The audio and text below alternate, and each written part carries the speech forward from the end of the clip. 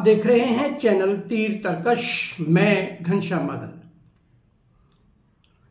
एक सभ्यता पूरी तरीके से मिट्टी में मिल जाएगी। डील नहीं हुई तो ईरान को पाषाण युग में पहुंचा दूंगा। बास्टर्ड, फकिंग और भी पता नहीं क्या क्या कहकर ट्रंप ने ईरान को धमकाने की कोशिश की, लेकिन 28 फरवरी से शुरू हुए खाड़ी युद्ध में ईरान एक बार भी अमेरिका और इजराइल की धमकियों से डरा हुआ, सहमा हुआ या लाचार नजर नहीं आया। अपने सीमित संसाधनों के बावजूद ईरान ने जिस तरीके से अमेरिका और इजराइल के संयुक्त हमलों का सामना किया, उससे ईरान की जिजीविसा, उसका जीवट, उसकी हिम्मत, उसकी दृढ़ता आज पूरी दुनिया में एक मिसाल बनकर के सामने आई है। अमेरिका के राष्ट्रपति ने जिस तरीके से ये चेतावनी दी थी कि 7 अप्रैल की रात को 8 बजे, जो भारतीय समय के अनुसार 8 अप्रैल के सुबह 5:30 बजे का समय बैठता है, उन्होंने कहा था कि यदि तब तक ईरान डील नहीं करता है, अमेरिका की सारी बातें नहीं मानता है, तो फिर हम उनके सारे के सारे इंफ्रास्ट्रक्चर को ऐसा तबाह कर देंगे, वे कभी भी फिर उठ नहीं पाएंगे। एक पूरी सभ्यता खत्म हो जाएगी, उनको पाषाण युग में पहुंचा देंगे। वो इसी को डिजर्व करते हैं। लेकिन इतनी धमकियों के बावजूद ईरान लड़ता रहा, अड़ता रहा। परिणाम सामने है। दुनिया डरी हुई थी, जमाना सहमा हुआ था और आशंकाएं ये हो रही थी कि कहीं ट्रंप परमाणु बम गिराने जैसी हरकत न कर बैठे, क्योंकि ट्रंप की छवि एक ऐसे शासक की बन गई है जो कभी भी कुछ भी कह सकता है या कर सकता है। लेकिन आखिरी मौके पर जब एक्स ट्विटर पर पाकिस्तान के प्रधानमंत्री शहबाज शरीफ के अकाउंट से एक ट्वीट आता है जिसमें कहा जाता है कि डील हो गई है और 2 हफ्ते के लिए सीज फायर हो गया है।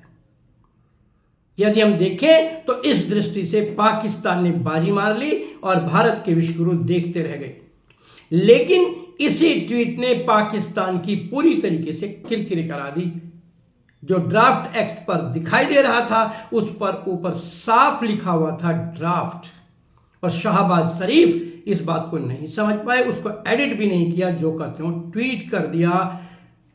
जो का त्यों ट्वीट करने से ये बात खुलकर सामने आ गई कि ये ट्वीट किसी और ने तैयार करके शहबाज शरीफ को भेजा है कि आप इसको ट्वीट कीजिए।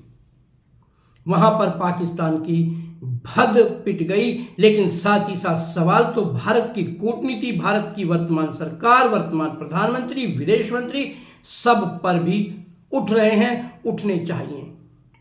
इस पूरे के पूरे खाड़ी युद्ध में जहां पाकिस्तान सक्रिय रहा, चीन नीचे नीचे लगा रहा, रूस दोनों हाथों से कमाई भी करता रहा और साथ साथ अमेरिका की ताकत को घटवाता भी रहा, उन्हें श्रेय मिला। और हम तथाकथित निष्पक्ष, या कह लीजिए एक तरीके से निष्पक्ष ना होकर के, नॉन अलाइन, निरपेक्ष ना होकर के तटस्थ खड़े रहे, कुछ नहीं कह पाए, कुछ नहीं कर पाए। तो विपक्ष को सवाल उठाने का मौका मिला कि भारतीय प्रधानमंत्री के मुंह में, उसमें भारतीय विदेश मंत्री के मुंह में दही जमी हुई है, और देश ने जो पिछले 70-80 साल में कूटनीति से हासिल किया था, उसे हमने गंवा दिया है। हालांकि इसके पीछे सरकार के अपने तर्क रहे, और तर्क गलत भी नहीं है। कहा गया, हम दूसरों की आग में अपने सैनिकों को, अपने लोगों को, अपने देश को क्यों झोंके। लेकिन साथ ही साथ जब हम पूरी दुनिया में लोकतंत्र के सबसे बड़े पैरोकार होने की बात करते हैं, हमारे प्रधानमंत्री को विश्व गुरु कहा जाता है, ट्रंप उन्हें माई फ्रेंड कहते हैं, ऐसे में कोई भी कूटनीतिक पहल भारत ने क्यों नहीं की? ये बहुत बड़ा सवाल है। आने वाले समय में ये सवाल विपक्ष जरूर उठाएगा और उठाना बनता है। खैर, एक बार आते हैं फिर से खाड़ी युद्ध पर। ईरान और इजराइल की दुश्मनी बहुत पुरानी है। अमेरिका भी 1979 से जब वहां पर शाह सरकार लाई गई थी, उसके बाद से ईरान के खिलाफ है।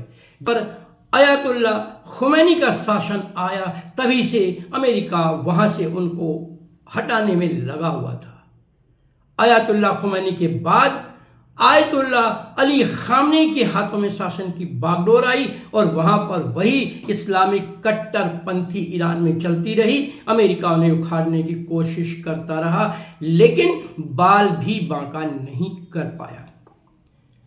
इजराइल लेबनान पर लगातार हमले कर रहा था और हिजबुल्लाह और हमास उसका लगातार जवाब दे रहे थे।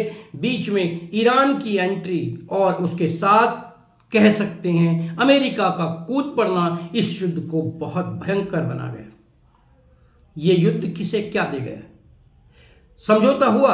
अभी समझौता नहीं कह सकते हुआ, यह केवल एक सीज फायर हुआ है और इस सीज फायर से ही दुनिया यह उम्मीद करे कि शांति लौट आएगी, तो फिर दुनिया के वे लोग एक वहम में हैं। मुझे तो लगता है कि यह हथियार मांझने के लिए एक ब्रेक ले लिया गया है। अमेरिका हो चाहे ईरान चाहे इजराइल, सब अपनी अपनी कूटनीति और रणनीति के सहारे ऐसा लग रहा है कि जैसे बस ट्रिगर पे से एक बार उंगली हटी है, पता नहीं फिर कब दब जाए। ईश्वर करे ऐसा ना हो, क्योंकि कोई भी युद्ध मानवता को कभी कुछ भी नहीं दे पाया है।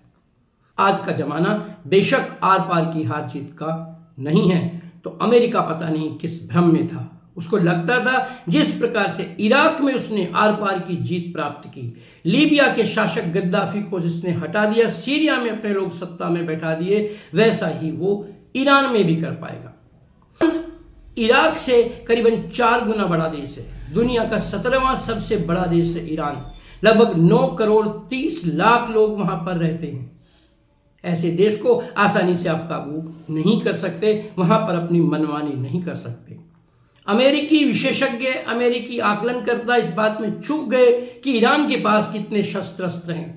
उनको लगता था कि मुश्किल से ये लड़ाई 2-3 हफ्ते चलेगी, इतनी भी नहीं चल पाएगी और ईरान हथियार डाल देगा। लेकिन 40 दिन बाद भी ईरान बराबर जवाब ही नहीं दे रहा है, बल्कि इजराइल के जो रक्षा तंत्र है उसको भेद कर वहां पर तबाही मचाने में भी कामयाब हुआ है। हालांकि ईरान की तबाही बहुत अधिक हुई है। रेलवे ट्रैक्स का नुकसान हुआ है, पुल उड़ा दिए गए हैं, आईआरजीसी का मुख्यालय भी उड़ा दिया गया है, उसकी टॉप लीडरशिप के 50 से ज्यादा नेता मारे जा चुके हैं, लेकिन फिर भी वे झुकने को तैयार नहीं हुए। आयतुल्ला अली खामनेई के बेटे मुस्तफा के बारे में अभी भी दुनिया भर में संशय है। यदि ब्रिटिश मीडिया की माने तो वे अचेत अवस्था में हैं, वे युद्ध का संचालन करने की स्थिति में नहीं है।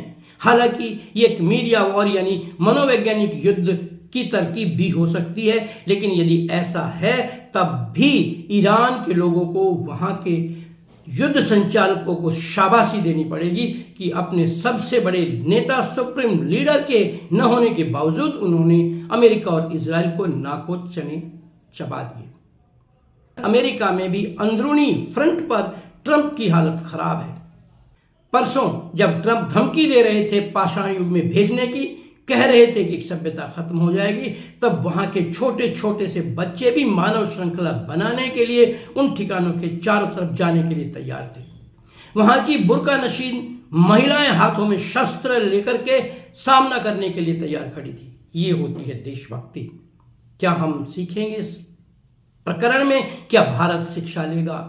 पाकिस्तान छोटा सा देश, सब जानते हैं आतंक को प्रश्रय देने वाला देश है, इसमें शांति का मसीहा बनकर श्रेय लेने की होड़ में है। हालांकि दुनिया ये भी समझती है कि इस सीज फायर के पीछे के बड़े खिलाड़ी हैं चीन और रूस।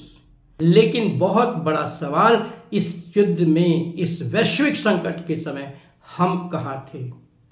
कहां थी हमारी सरकार? कहां गई हमारी विश्व गुरु की वो छवि? क्यों नहीं खुलकर सामने भारत आया? युद्ध, बहुत सारी बातें हैं, आगे भी आएंगी। किसने ये जंग थमवाई, किसने ये जंग शुरू कराई और परिणाम क्या रहा, इस पर भी होती रहेगी बात। अभी तो है चारों तरफ कसमकश। आप देखते रहिए चैनल तीर तर्कश।